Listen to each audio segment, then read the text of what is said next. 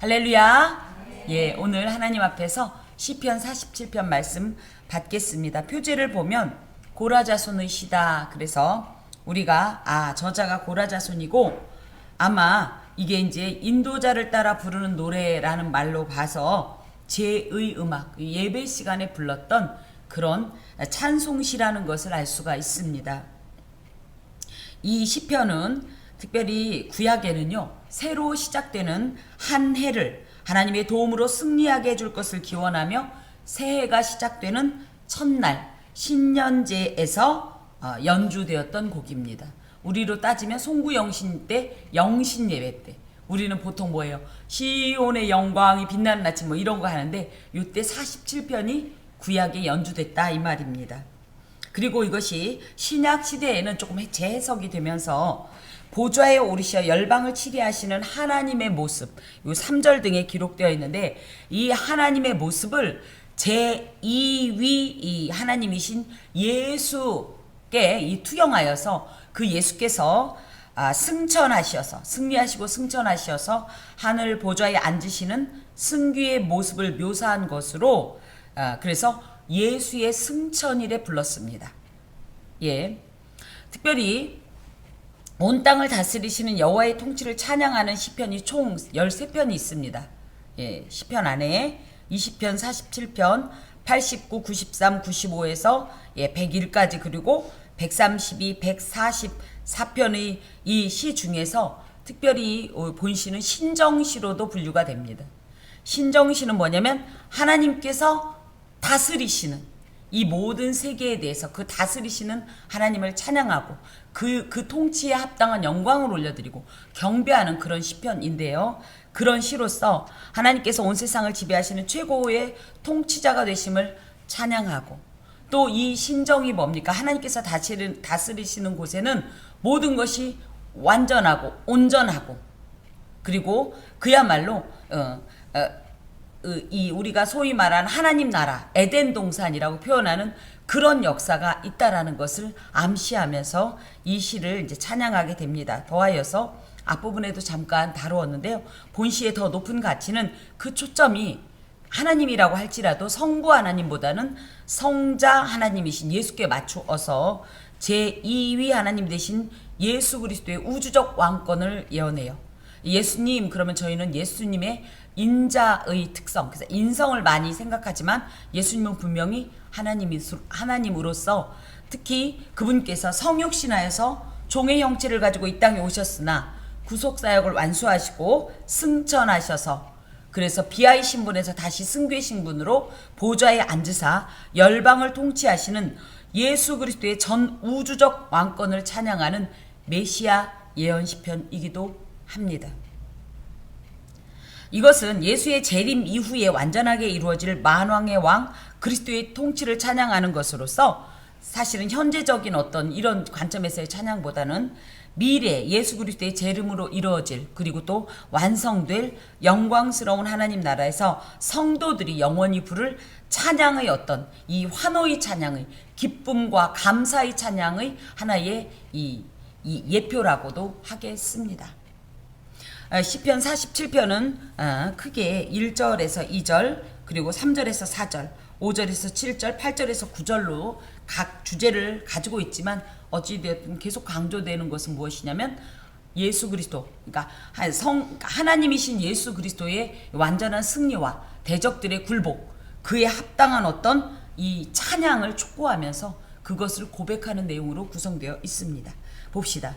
너희 만민들아 손바닥을 치고 즐거운 소리로 하나님께 외칠지어다. 만민들이다 라는 말은 뭐예요? 많이 가득 찼다는 얘기예요. 그래서 만 명이 아니에요. 온 세상에 존재하는 모든 자들아. 그렇게 따지면 과거, 현재, 미래 이미 우리가 존재하기 이전에 있었던 모든 인간 또 앞으로 우리 이 미래에 이 존재할 모든 인간 어떤 인간이라도 하나님께로부터 생명을 부여받은 존재라면 마땅히 어떤 행동을 해야 하냐면 손바닥을 치고 즐거운 소리로 하나님께 외쳐야 함을 선포합니다. 왜냐하면 하나님께서는 모든 피조물들을 지으신 분으로 주님께서 우리를 지으시지 않았으면 우리는 존재할 수 없는 존재.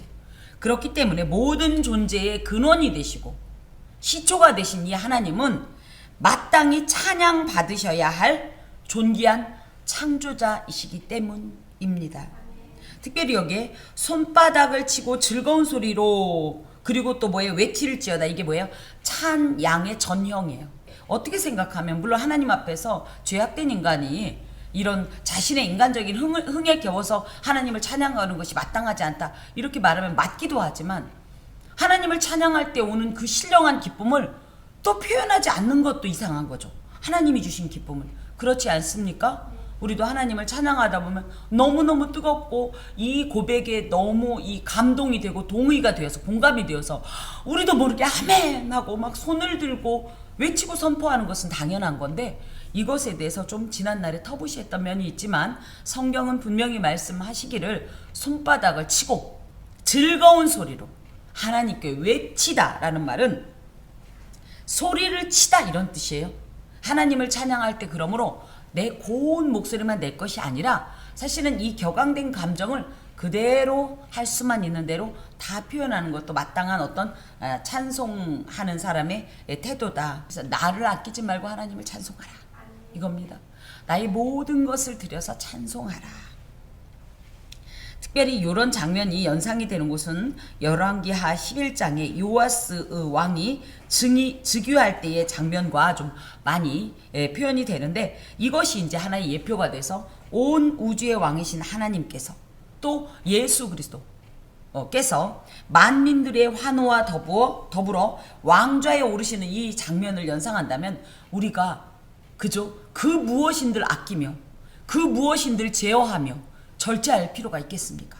우리의 모든 것을 정말로 전심을 다하여 집중하여 최선의, 최상의, 최고의 표현을 하나님께 드림이 마땅하고, 이것이 사실은 찬송이다 이겁니다.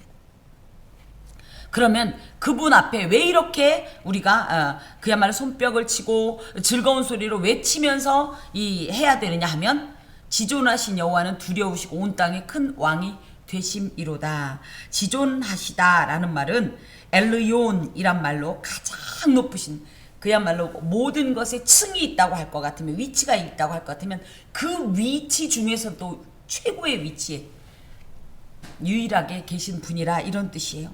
어떤 존재 가운데서도 가장 높으시며 당신께서 지으신 모든 피조물들, 모든 존재들을 통치하시는 절대적 유일한 통치자라는 뜻이 바로 지존자라는 뜻이에요.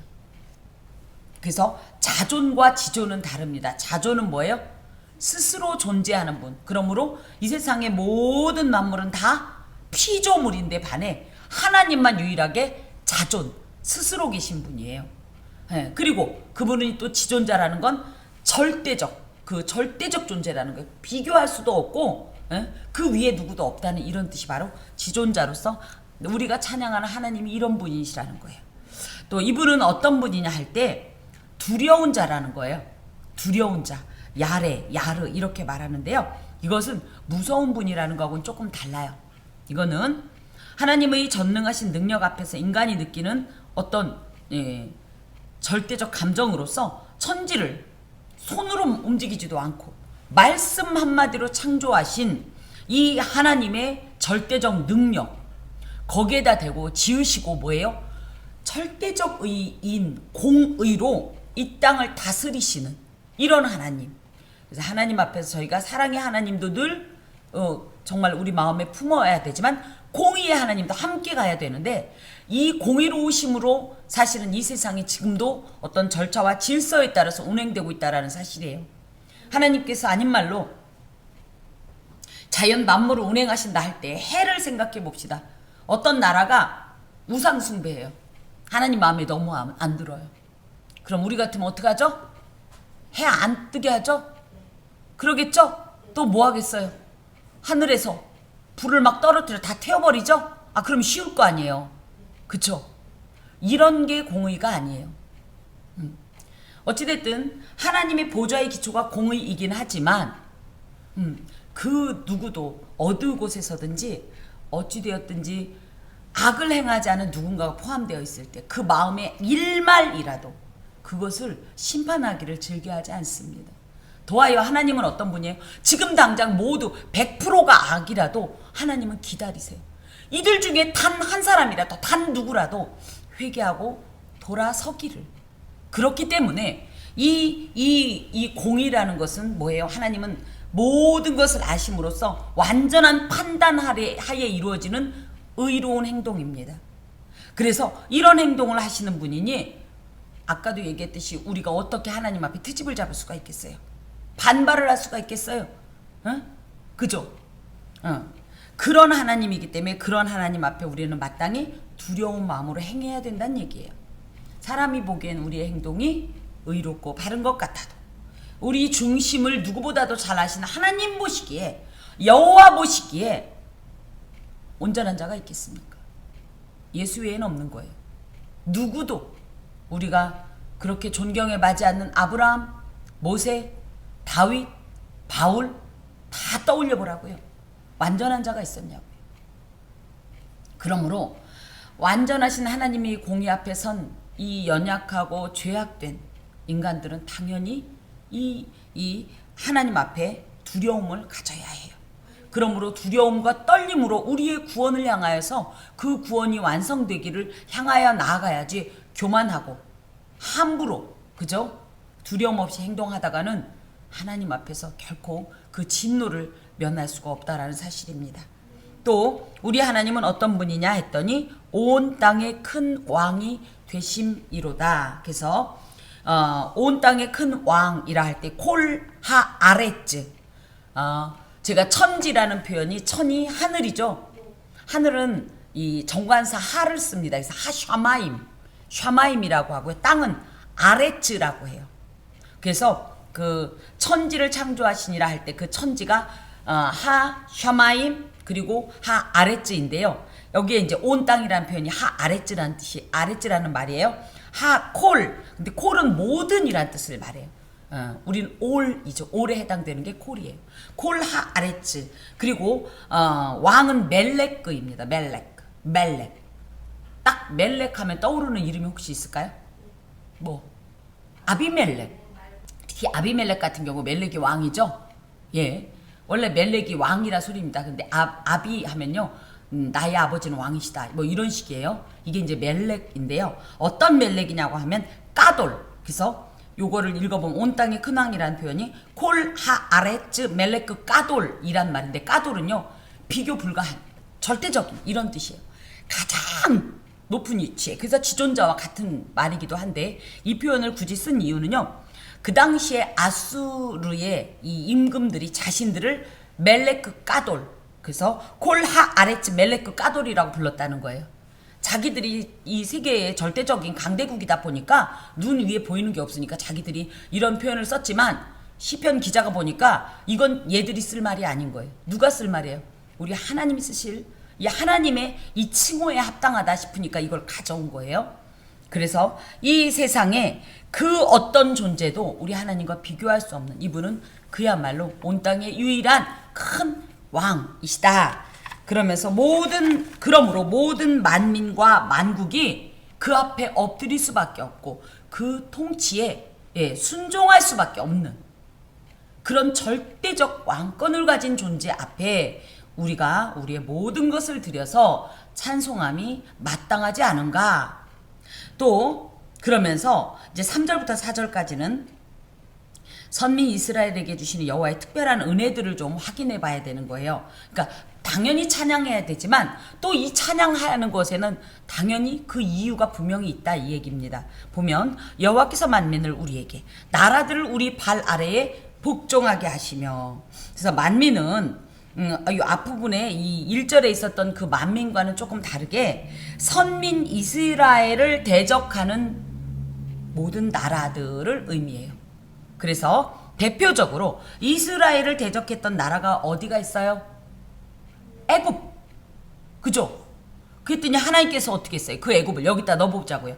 여호와께서 애굽을 우리에게, 애굽을 우리 발 아래에 복종하게 하시면 되지요. 또 누가 있을까요? 응? 블레셋 맞습니다. 그죠? 또 누가 있어요? 아수르, 바벨론, 그리고 나중에 로마.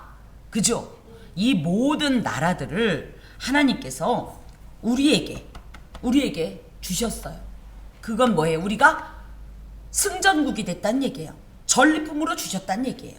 또 나라들을 우리 발 아래에 복종하게 하시며 할 때 특히 발 아래에 복종했다라는 말은 완전히 정복했다. 발 아래, 제가 어제도 그 얘기했죠.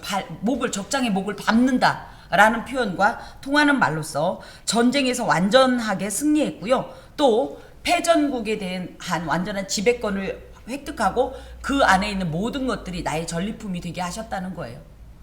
애굽에서 우리가 나올 때 하나님께서 주신 전리품이 무엇이었죠? 온갖 보석들 막, 그죠? 그리고 뭐 양들도 막 목축들도 다 가지고 나올 수 있었잖아요. 그걸로 인해서 이스라엘이 어찌됐든 애굽 그 광야 생활을 할 때 그걸로 인해서 성막도 만들고 하지 않습니까? 예. 그래서 이것이 바로 뭐냐? 하나님께서 선민 이스라엘에게 베푸신 은혜인데 이 은혜가 어느 날 갑자기 이루어진 게 아니라 사실은 약속된 은혜, 언약에 기초한 은혜라는 거죠. 하나님께서는 언제나 말씀하셔요. 약속을 해주신다고요. 그냥 말도 없이 슬그머니가 아니라 약속은 항상 하셔요. 약속은 항상 이미 우리에게 주어졌어요. 그 약속을 언제 이루느냐, 어떻게 이루느냐가 관건인 거예요. 그러면 생각합니다. 언제 받았는데? 이게 약속이에요. 이게 약속이에요. 이건 아브라함한테 얘기한 거죠. 아니요. 그 아브라함이 지금 우리입니다. 아멘. 그 이삭이 우리입니다. 그 야곱이 우리입니다. 그 요셉이 우리입니다. 그 이스라엘이 우리인 거예요. 그래서 하나님께서는 언제나 이렇게 은혜를 약속하시고 이 은혜를 반드시 이 약속을 은혜 가운데 성취하신다는 사실이죠. 이것은 궁극적으로 예수 그리스도의 복음이 이미 이 복음 자체가 은혜이기도 하지만 약속이죠. 주 예수를 믿으라. 그리하면 너와 내 집이 구원을 얻으리라. 하나님이 세상을 이처럼 사랑하라 하사 독생자를 주셨으니 이는 저를 믿는 자마다 멸망치 않고 영생을 얻게 하려 하심이라. 이런 약속들을 주시고 이 약속의 실체인 복음 예수 그리스도를 널리 전파하여서 궁극적으로는 메시아 왕국을 이루고자 하는 이 약속들을 하나님께서는 친히 베푸신다는 거예요. 저희가 지난 주일 오후에 그 뱀과 전갈을 그죠? 우리가 밟으며 라고 표현했던 그것처럼 그날에 궁극적으로 우리는 우리의 대적을 우리 발 아래 복종시키고 그것을 밟으면서 예수께서 그리하셨듯이 우리도 그 승리에 동참하는 영예를 그리고 승리자에게 주시는 왕관과 같은 면류관을 얻어서 그 면류관을 쓰고 주와 함께 길이 영원히 다스리며 살아가는 이 복된 약속이 반드시 성취된다라는 거예요. 실제적으로 이스라엘 역사 속에서 성취되었고 우리의 삶 가운데도 실제 성취되고 있고 앞으로도 완전하게 성취될 것이라는 사실이 이곳에 이렇게 기록되어 있습니다.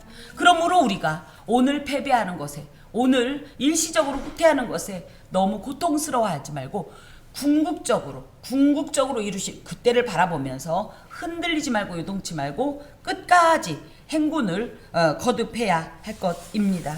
또 하나님께서 어떤 역사를 베풀어 주셨냐 했더니 우리를 위하여 기업을 택하시나니. 가나안이 뭐라고 그랬어요? 하나님께서 이스라엘에게 주신 영원한 소유, 이게 기업이란 말입니다. 여기에 이제 그래서 그렇게 넣어보면 뭐예요? 기업, 나할라라는 말은 하나님에 의해서 예비된 것으로 역사적으로는 실제적으로 이스라엘이 가나안 땅을 정복했죠. 그리고 그러면 영적으로는 뭐냐? 성도들이 영원한 기업으로 상속받게 될 하나님 나라를 의미한다고 할 때 하나님께서 이스라엘을 위하여 기업을 택하셨고 실제로 그 기업을 상속하시지 않습니까?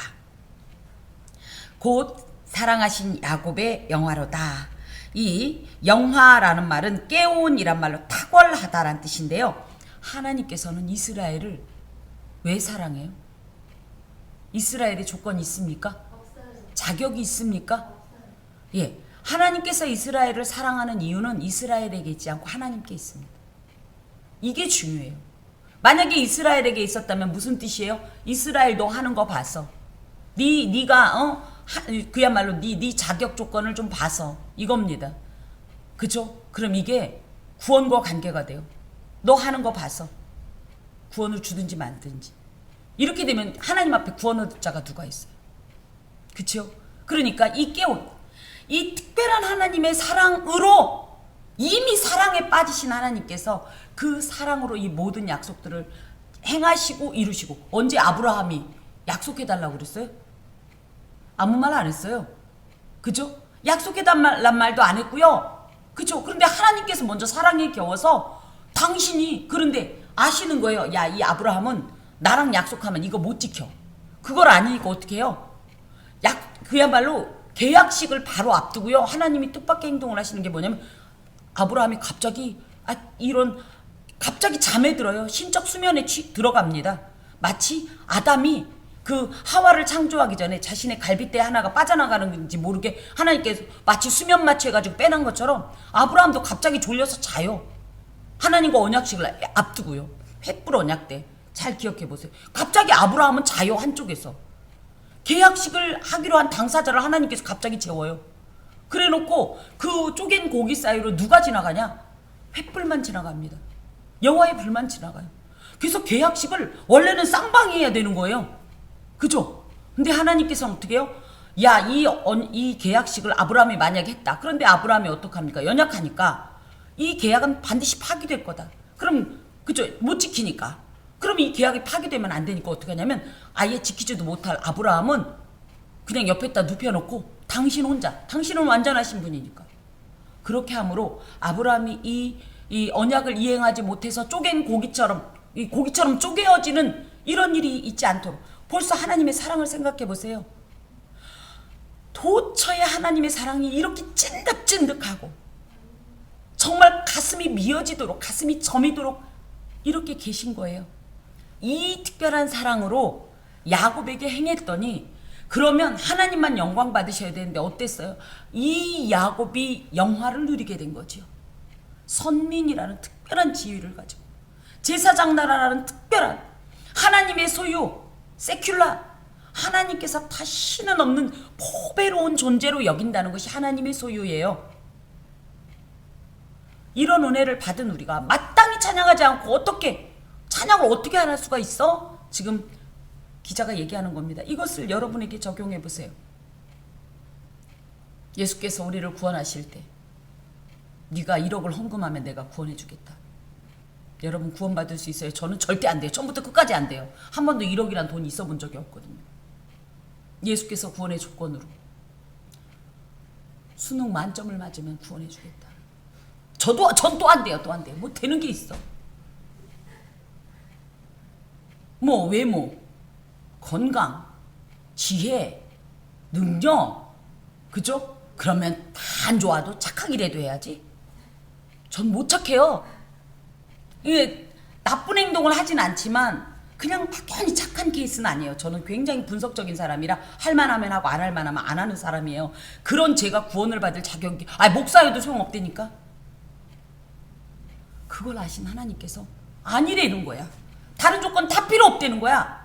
내가 준 이 방법, 즉 주 예수를 믿으라. 그리하면 너와 내 집이 구원을 얻으리라. 하나님이 너무 우리를 사랑하셨어요. 우리의 조건과 상관없이. 이런 은혜를 받은 자들이 마땅히 하나님을 향하여서 무엇을 아끼겠습니까? 손바닥을 아껴요? 목소리를 아껴요? 내 감정을 아껴요? 제가 왕왕 기도할 때 그런 얘기합니다. 하나님, 저희 것을 아끼지 말게 하소서. 나를 위해 쓰려고 한쪽에다 슬그머니 숨겨놔요? 뭐에 쓰려고? 그래서 할 수만 있는 대로 하나님 앞에 서면 우리가 할 수 있는 모든 것을 동원해서 하나님께 드리는 거예요. 발도 구를 수 있어요. 저는 발도 구릅니다. 하나님 앞에 우리는요 아무것도 아니에요. 오직 그분을 찬양할 때만 우리의 존재가, 우리의 가치가 빛나는 겁니다. 그분이 원하시는 것을 해드리는 거예요. 근데 그게 난 오늘따라 찬양하기 싫은데 하나니까 어쩔 수 없이가 아니라 하나님께서 거룩한 감정을 줘요. 이미 한 절을 딱 하면 코끝이 찡해요. 그쵸? 한 단어만 딱 얘기하면 코끝이 찡해요. 은혜 받기로 준비된 자들은 그렇습니다. 그러고 나면요, 그때부터는 내가 안 하려고 해도요, 뭐 성령이 움직이시는데 어쩔 거예요. 이 감동에 따라서 나도 모르게 뭐 울고 웃고 막, 그죠? 막 흔들면서 막, 이 은혜를 아는 자라면, 이 은혜를 인정하는 자라면, 체험한 자라면 어떻게 마치 그런 일을 전혀 안 겪은 이처럼 그렇게 고상하게 하나님 앞에 앉아 계실 수가 있겠습니까? 시편 기자가 그런 얘기를 하면서, 그러니까 얘기까지 하니까 너무 감정적으로 지금 격앙이 되니까 딱 나오잖아요. 셀라. 목소리를 저절로 높일 수밖에 없어요. 이런 걸 생각하면. 그죠? 자, 5절부터 또 이제 7절까지 보면, 하나님께서 즐거운 함성 중에 올라가시며 여호와께서 나팔 소리 중에 올라가시도다. 이것은 언약궤를 메고 시온산의 성막으로 올라가는 어떤 모습을 기록한 사무엘하 6장에 있는 이런 내용을 좀 연상할 수가 있는데, 하나님께서 즐거우니까 하나님이 사람들 보고 막 이러면서 올라간다는 게 아니라 하나님의 임재의 상징인 언약궤가 올라가는 걸 보고, 그것이 드디어 이 시온성에 안치되는 걸 보고 이 이스라엘 백성들은 너무 감정이 막 벅차오르는 거예요. 우리는 하나님만 계시면 되는 거잖아요. 그 하나님께서 아예 우리 중에 거처를 정하고 아예 여기에 계신다는 뜻이니, 이 백성들의 이 고양돼 흥분된 이 감정으로 비명에 가까운 그 하나님 찬양이 지금 있는 겁니다. 나팔 소리 중에 올라가며, 이것은 예수 그리스도께서 이 땅에 오실 때, 그죠? 연상해봐요. 천사들이 그죠? 나팔 소리를 울리면서 우리를 모으죠. 근데 우리는 그것만 생각하지만, 이 나팔은 뭡니까? 패배한 국가가 나팔 부는 거 봤어요? 만약에 분다면 이런 거 부르겠죠. 푸푸푸 이렇게 부르겠죠? 그죠? 승리한 나라는 어떻게 부를까요? 그죠? 빰빰빰빰빰빰 뿜뿜뿜뿜빰빰빰빰빰빰 이렇게 부르겠죠? 이런 나팔 소리라고 생각해봐요. 아우, 저 무척 흥분했어요. 하여튼 제가 하나님 얘기만 하면 흥분해요. 그 영광스러운 장면, 이것이 이제 예수 그리스도께서 그야말로 끊임없이 대적하고 하나님의 나라를 회방하고 하나님의 나라 백성들을 괴롭히고 그 믿음을 자꾸만 떨어뜨리고 미혹하던 이 악한 세력이 전멸되고, 승리의 왕, 영원한 장수이신 예수 그리스도께서 이 승리의 이 장수로서 입성하시는 이 장면이 이렇게 연상이 되는 겁니다. 또 여기에서 너무너무 또 저희가 감동적인 건, 그날 저희도 여기에 있어요. 저희도 여기에 있어요. 저기도 여기에 있어요. 그날 우리는 승리는 아니지만 예수 그리스도의 이름으로 그 승리의 대열에 동참합니다. 나팔은 누가 불어? 천사들이 부르는 거예요. 우리는 정말로 영광 중에 계신 주님의 얼굴을 바라보면서 그 빛난 얼굴, 그 영원할 수 없는 그 감동을 누리면서, 와, 얼마나 감격이 될까. 천사들은 나팔을 불고 우리는 그 주님 얼굴 바라보면서 그분 앞으로 나아가는 그 장면을 생각해 보세요. 그러면서 어떻게 할 것 같습니까? 6절에 찬송하라, 하나님을 찬송하라, 찬송하라, 우리 왕을 찬송하라. 찬송하라고 안 해도 하게 생겼어요. 택하신 백성의 구원을 위하여 성육신하신 그리스도께서 지상 사역을 완수하시고 승천하시어 하늘의 거룩한 보좌에 앉으시는 이 모습을 보면 누구든지 찬송을 아니할 수 없어요. 근데 이 찬송이라는 표현엔, 찬송이란 말이 뭐 할렐 이런 표현도 있는데, 여기엔 자메루라는 말을 썼어요. 자메루라는 말은 뭐냐면 손가락으로 튕기다라는 뜻을 갖고 있어요. 손가락으로 튕기다. 그러니까 같은 우리나라 말로는 다 찬송하라지만 요 이제 원어가 조금 다른데, 여기 찬송하라는 것은 자메루, 그래서 손가락으로 튕기다. 그러니까 뭐예요? 찬송을 할 때 여기로만 하지 말라는 거예요. 뭐 어떤 악기라도 다 동원 가능하다 이 얘기입니다. 거기다 대고 찬송하라 하나님을 찬송하라 찬송하라 우리 왕을 찬송하라. 7절에 보니까 하나님은 온 땅의 왕이심이라 지혜이시로 찬송할지어다. 이것을 뭐라고 그래? 반복을 통해서 강조하는 거예요. 찬송하라는 표현은 아무리 많이 써도 이건 지나침이 없는 거예요. 왜? 이 대상이 하나님이니까. 하나님께 대한 이 찬양은 성도들의 당연한 의무이자 특권입니다. 그러니 이 귀하고 복된 것을 강조해도 절대 지나침이 없는 것이지요. 거기에다 대고 아까도 얘기했던 것처럼 찬송하라란 말이 이거 목소리뿐 아니라 이 손가락 등으로 튕기면서 하라는 것을 우리가 생각할 때 그 하프 같은 것이 딱 연상이 되죠. 근데 뭐 손가락으로 튕겨도 되고요, 발로 굴러도 되고요. 예. 그래서 저는 교회에서 드럼 사용하는 거에 대해서 절대 부정적이지 않습니다. 저희 청년 때 저희 제가 있었던 교회가 작은 교회였어요. 딱 우리 교회만 했어요. 65평. 근데 이제 그 교회가 이제 하나님의 은혜로 굉장히 성장했었죠. 근데 그때 정말로 피아노밖에 없었어요. 악기가. 그나마 피아노 한 대. 근데 청년들이 이제 모여서 늘 모이면 기도하고 찬양하고 기타도 없었거든요. 그런데 어느 날 청년 회장이었던 한 형제가 얘기하는 거예요. 우리 하나님을 찬양합시다. 악기를 동원하여. 그러니까 우리가 생각할 때 어떤 악기를 쓰면 좋을까 막 그랬더니 이렇게 얘기하는 겁니다. 집에 있는 거 다 가져오자고. 그 집에 있는 걸 뭘 가져와? 악기가 없는데. 그랬더니 얘기하는 거예요. 문방구에 가서 캐스타네츠, 그죠? 우리 이거 트라이앵글, 탬버린 하나씩 사오래요. 그리고 소고 다 하나씩 사왔는데 몇 형제 자매가 없었어요. 저희가 그 당시에 이렇게 작은 교회였는데도 청년부가 20-30명이 됐었거든요. 정말 뜨겁게 열정적으로 이렇게 하나님 앞에서 이렇게 섬기던 이런. 근데 몇 없으니까 어떻게 한 줄 아세요? 교회에서 더부살이 하고 있는 교육전도사님네 방에, 자취방에 있는 냄비들이 다 나온 거예요. 그 냄비 뚜껑을 두들기면서 저희가 하나님을 찬양했어요. 싱할래 짠짠짠. 근데 막 연습도 안 했어. 막 혼자 막 찍자라작작 막 이러는데도 울면서 했어요. 성도들이 막 할렐루야. 저는 이게 진짜 찬양이라고 생각합니다. 하나님을 그렇게 찬양하라. 왜? 그분은 온 땅의 왕이심이라. 우리 하나님은 찬양의 유일한 대상이에요. 찬양의 대상은 누구냐면 하나님이시고요. 그분은 또 우리 왕으로, 하나님은 우리들을 통치하시는 왕이시면서 또 왕이신 하나님의 명령은 어떻게 된다? 절대적으로 순종해야 될 유일한 가치고 권위가 있다라는 것을 선포합니다.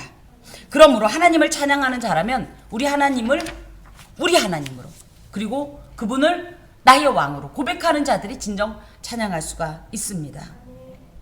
그러면서 하나님은 온 땅의 왕이심이라 지혜이시로 찬송할지어다. 여기까지 했구나. 예. 그러면서 특히 여기에 지혜이시라는 표현은 우리 마스킬 제가 여러 번 썼죠. 지혜의시. 이 마스킬이라는 것은 이게 무슨 뜻이냐면 그냥 노래로서 끝나지 않고 이 찬양을 통해서 어떤 사람이 들었으면 그걸 통해서 아하하고 영적 지혜와 교훈을 얻고, 이 찬양을 통해서 하나님을 더 인식하게 되고, 그리고 마음을 더 하나님께로 향하게 할 수 있는 그런 찬양을 불러라, 이 얘기입니다.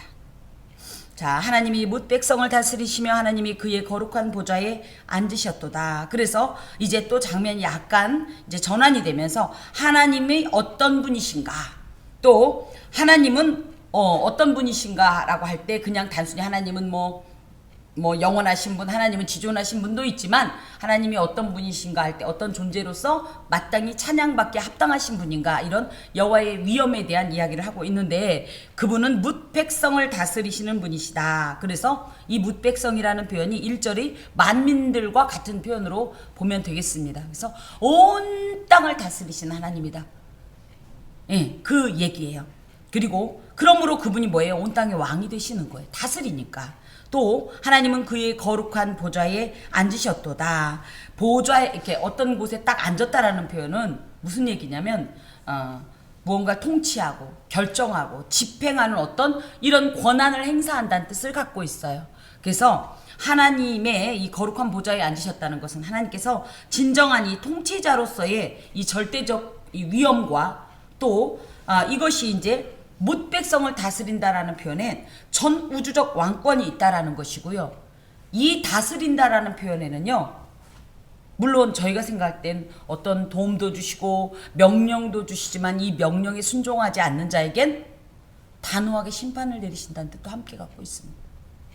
주가 다스리시네. 그럼 저희는 너무 좋아가지고 찬양하지만 이 주 다스린다는 표현은 뭐예요? 그분이 왕으로 계신 왕국에서 이분의 명령에 순종하지 않는 자들을 어떻게 하겠어요? 철저히 추방하시고 심판하신다는 이 메시지가 이곳에 함께 들어 있습니다. 그리고 이것은 궁극적으로 재림시에 메시아 예수 그리스도께서 가지고 계시는 심판주로서의 면모로서 예수께서 재림하실 때 사실은 그날 심판이 완전한 심판이 이루어집니다. 그래서 무서운 거예요. 그래서 두려운 거예요.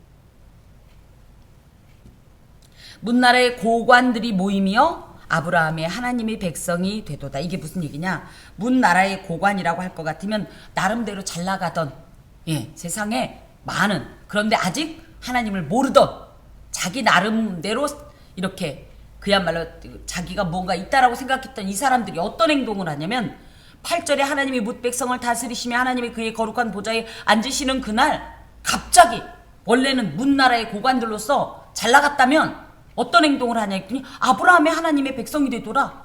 갑자기 나 저 예수 믿을게요. 나 이스라엘 사람 할게요. 이렇게 된다는 거예요. 야, 그래도 이 사람은 참 복돼요. 왜요? 요때 지나면 요때가 결정이에요. 요때 지나면 이제 그렇게 해도 소용이 없는데, 그래서 이것은 종말론적이며 선교적 의미에서의 이해로서 이방인들의 구원을 예언하시는 겁니다. 하나님은 당신이 지으신 모든 존재들을 사랑하시고 아끼십니다. 특히 인간을 구원하시기 위해서 예수께서 믿는 이들을 위해 십자가를 지신 게 아니에요.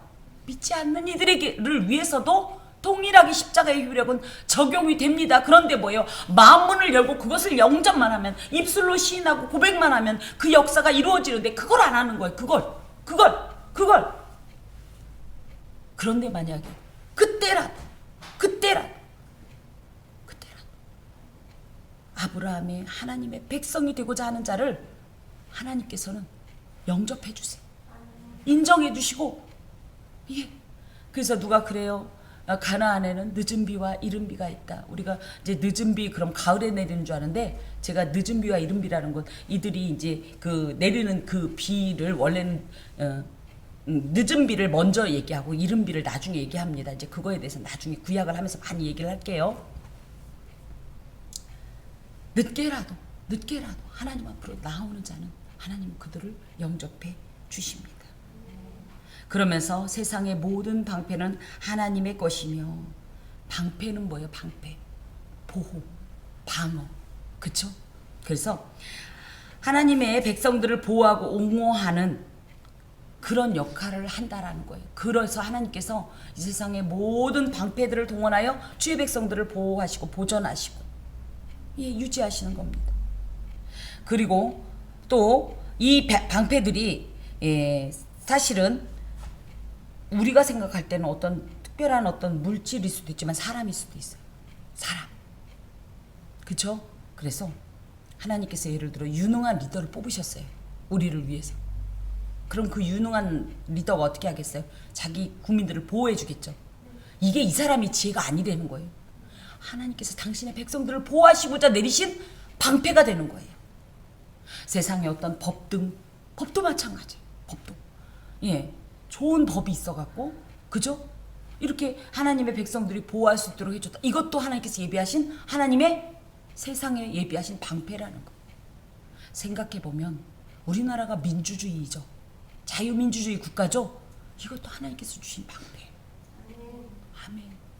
우리나라가 경제적으로 많이 성장했죠. 이것도 하나님께서 우리에게 주신 방패예요. 주의 백성들을 향해서, 교회를 위해서. 저희가 만약에 공산주의 국가라면 이렇게 모일 수 있어요? 교회가 있을 수 있어요? 모든 것을 은혜로 보는 시각이 필요합니다. 생각해볼수록 하나님이 예배하지 않은 것이 없어요. 다 당신의 백성들을 아끼고 보호하시기 위해 주께서 주신 특이한 방어의 이 역사이십니다.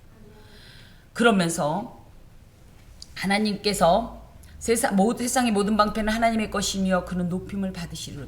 이런 하나님이 찬양을 받지 않는다면 말이 되겠습니까, 여러분? 그러므로 이런 하나님 앞에 마땅히 찬송하라, 찬송하라. 우리의 하나님을 찬송하라. 우리의 왕을 찬송하라. 큰 왕을 찬송하라. 이런 어떻게 보면 명령, 선포에 우리는 마땅히 아멘, 아멘 하면서 화답해야 하겠습니다. 그래서 특별히 하나님을 찬양할 때는 열정적으로 찬양해야 합니다. 하나님께서는 온 세상을 다스리시는 하나님으로 찬양받기에 합당하신 존재예요. 하나님을 찬양하는 것은 성도의 의무이자 특권입니다. 더하여서 또 하나님을 찬양할 만한 일들이 있을 때 나만 은혜 받지 말고 어떻게 해야 돼요? 우리 하나님의 위대하신 역사들, 은혜로우신 행동들을 선포할 필요가 있어요. 만약에 성경에서 이런 내용들이 없다면 우리가 어떻게 하나님을 알겠습니까? 그렇죠?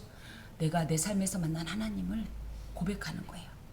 그렇다고 사람 앞에 가서 괜히 막 지금까지 지내온 것 이런 식이 아니라 그냥 뭐예요? 그냥 말로도 찬양이 돼요. 뭡니까? 내가 하나님 없었으면 지금 난 어떻게 할 수가 없었을 거예요. 하나님이 계시니까 내가 그래도 이렇게 지냅니다. 하나님이 안 계셨으면 우리 가정은 이미 심각했을 거예요. 하나님이 계시니까 이렇게 된 거예요. 하나님이 안 계셨으면 나는 너무 연약했을 겁니다. 하나님께서 계심으로 이렇게. 이게 다 찬송이에요. 이게 다 찬송. 우리 삶 속에서 하나님을 찬송해야 돼요.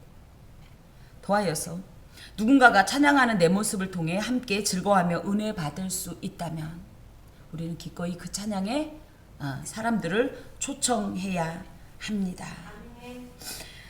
하나님께서 우리에게 주신 귀한 은혜들을 생각하면서 마땅히 찬양할 때 찬양이 찬양을 부르는 것입니다. 하나님 앞에서 우리 일상 중에서도 찬양함으로 찬양할 수 있는 또 여러 가지 은혜를 하나님 앞에서 누리시기를 간절히 바랍니다. 기도하겠습니다. 주님 감사합니다.